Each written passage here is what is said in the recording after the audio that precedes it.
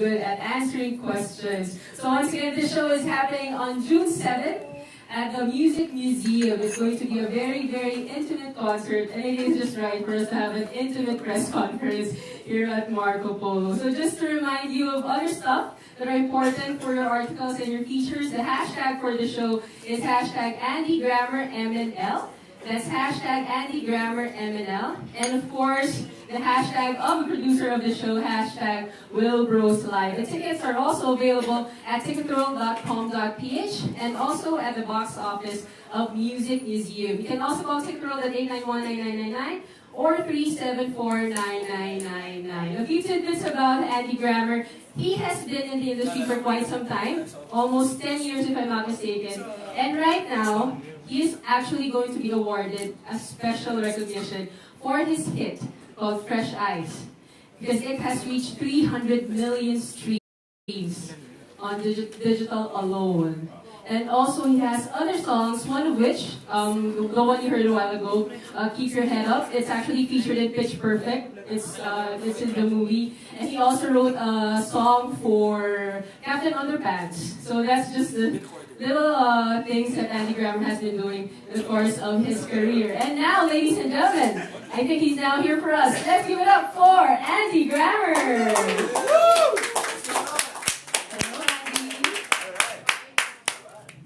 My name is Choi, and I'm going to be guiding you here for your press conference. Nice to meet you. What's your name? Choi. Choi. Yes, nice to meet you. How is everybody? Nice to see you. Great. Yes, and happy Father's Day, Andy. Oh, In thank advance. you. Yes. So just to start things off for the press conference, so what was your first reaction when you found out that you're playing here in the Philippines? Do you have your microphone there? Okay. Yes.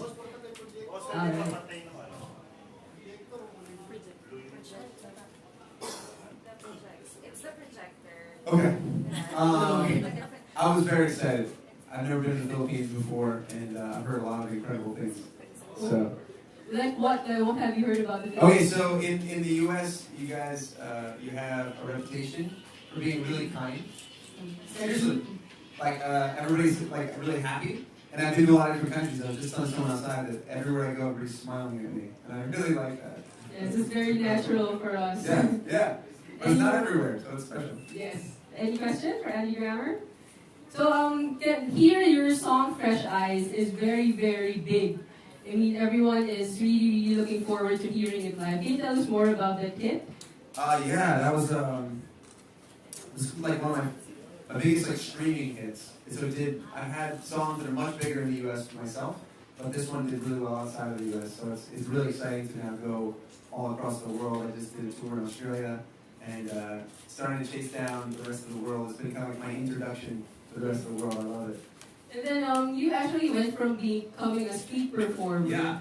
to a world-class performer now. Yeah. So can you tell us more about your experience during those times when you were on the streets and performing for strangers? Yeah, so I started as a street performer for about 4 years when I had my guitar case open. And there's a place in Los Angeles, Santa Monica, where there's like a whole street that's blocked out.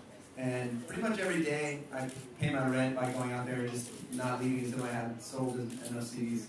And so it's amazing to go from something like that to, coming out as far as we are away from my home and have people know my song is really special.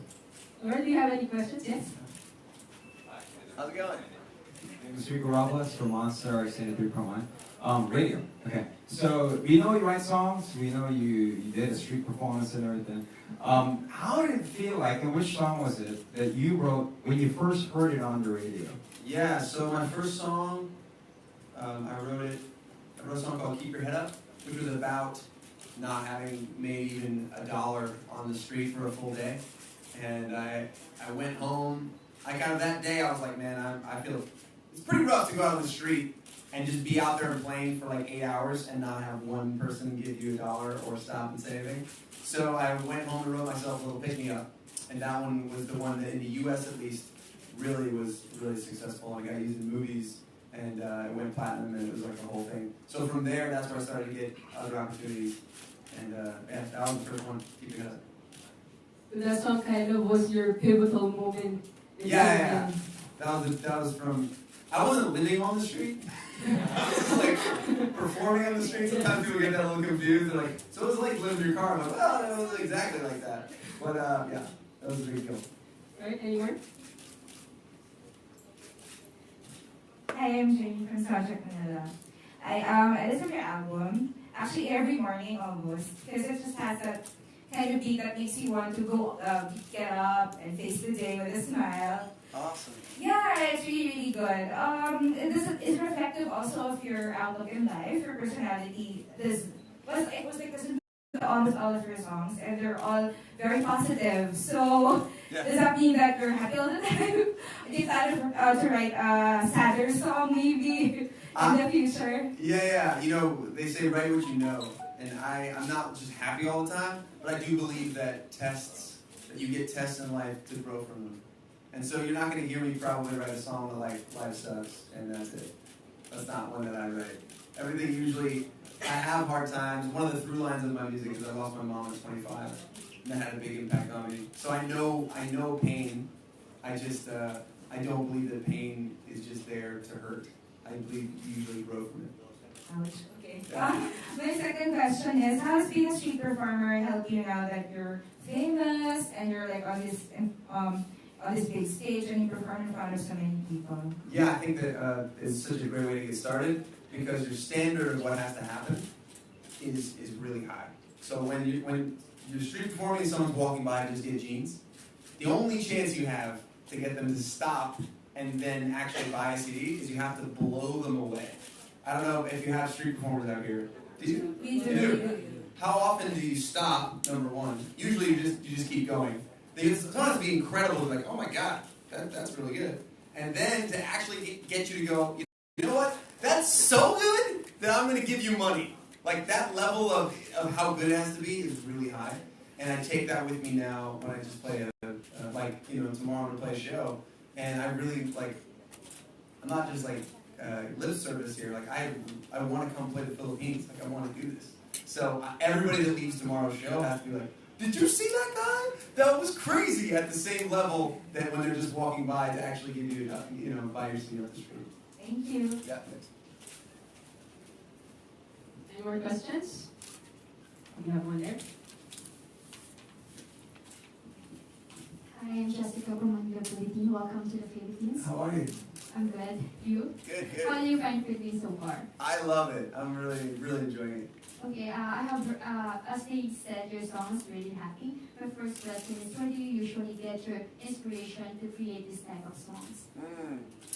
I am usually just always have voice notes on my phone and always writing down little title ideas and stuff. And really, for me, it's about trying to capture truths about the world, almost like I call scientific proofs. So you have an analogy that I use is Newton was the first one to write out what gravity was. He actually wrote it down. And then everybody's like, totally! I'm dealing with gravity all the time. You're the first one who actually wrote it down. This is dope, right? And that's what I think every great song has that in it. So a lot of my inspiration comes from just trying to catch what's already going on. Thank you for that. The second question is, what do you do when you experience writer's, it's like a writer's block or creativity block? Yeah. I usually just keep writing. I think that the way to beat writer's block is to just write a bunch of crappy songs. And then one of them usually is better than you think it is.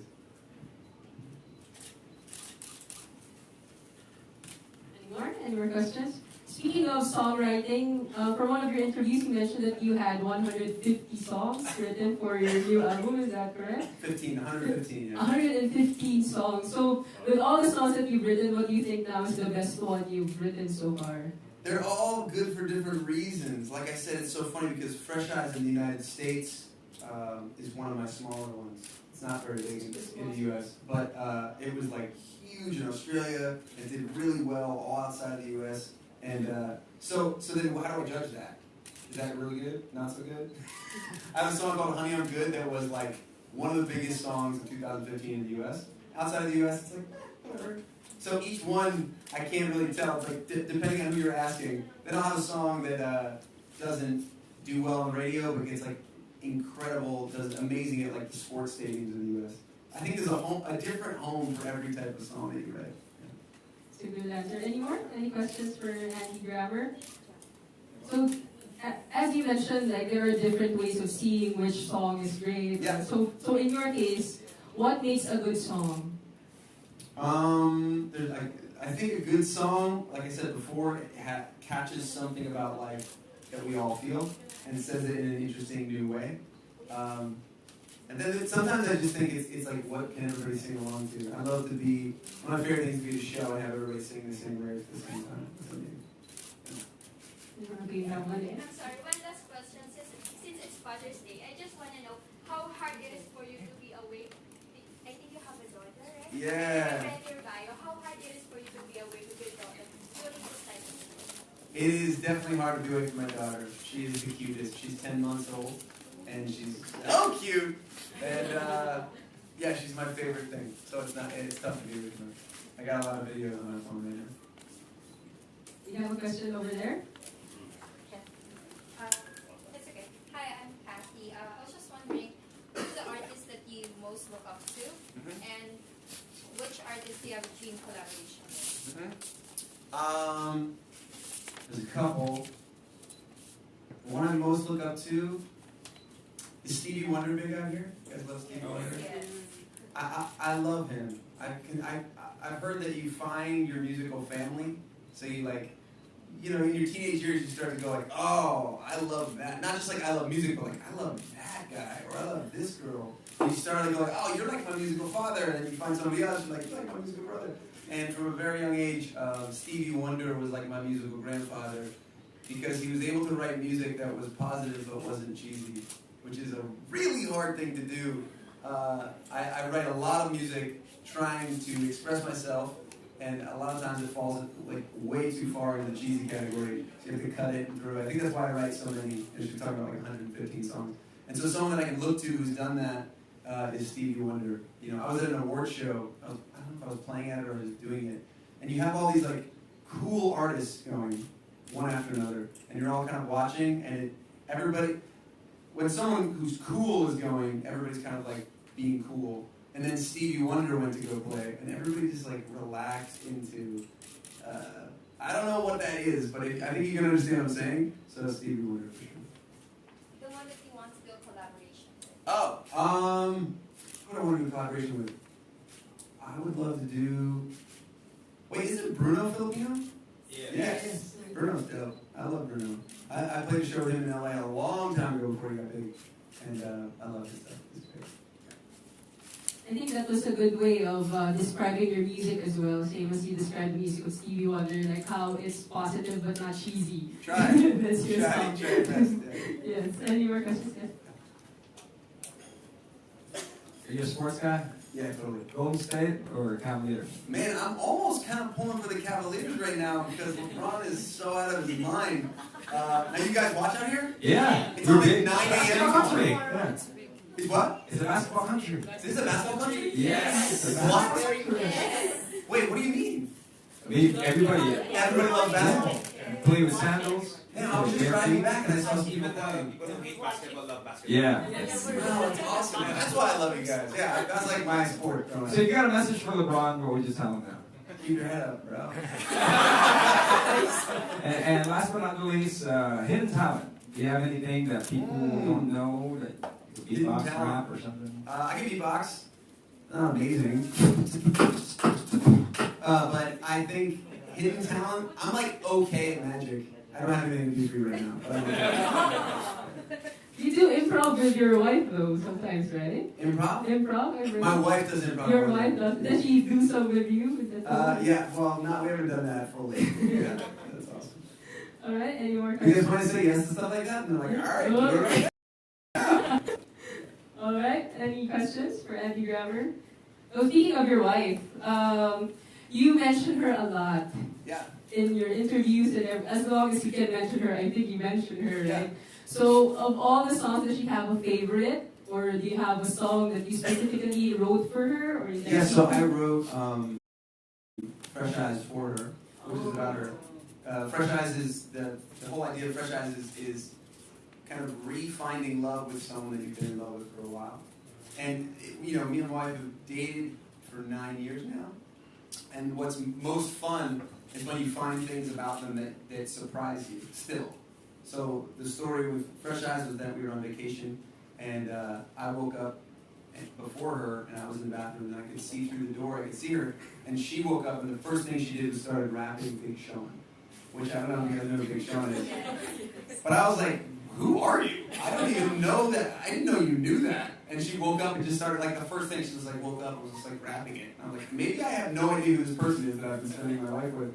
And those are really fun. Those are the moments that you go like, whoa, maybe I don't. That's kind of fun.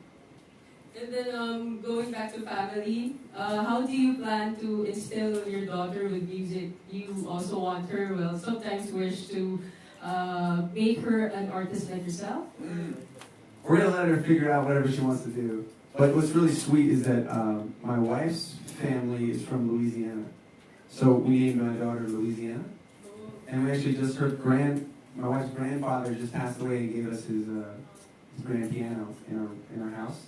So there's like a long history of music from my side and from her side. So I'm sure she's going to be into it. I don't know what she's going to like make it her career. Yes, for sure. Any more questions for Andy Grammer? Questions? Any more? So going back to your show, do you have anything, a message for them, or what should they look forward to tomorrow? It's a really high energy show. Me and my band, it's been the same band for a really long time. So it's definitely not a show where I'm in the front and my band is just like sitting in the back. There's a lot of like ruckus dance moves and everybody gets really into it, and we throw like a pretty high energy party. Alright, so please invite everyone to come tomorrow. Please come tomorrow. Give me my chance to win you over. That's what I ask. I ask, come by, and if you're not into it, then don't worry about it. But as a street performer who's had to make a crowd when no one came, I think if you come, I think I can get you. Yes, it's definitely going to be a great intimate show tomorrow. So Andy, if you could just stand up so that everyone can take great pictures of you. Once again, ladies and gentlemen, please clap.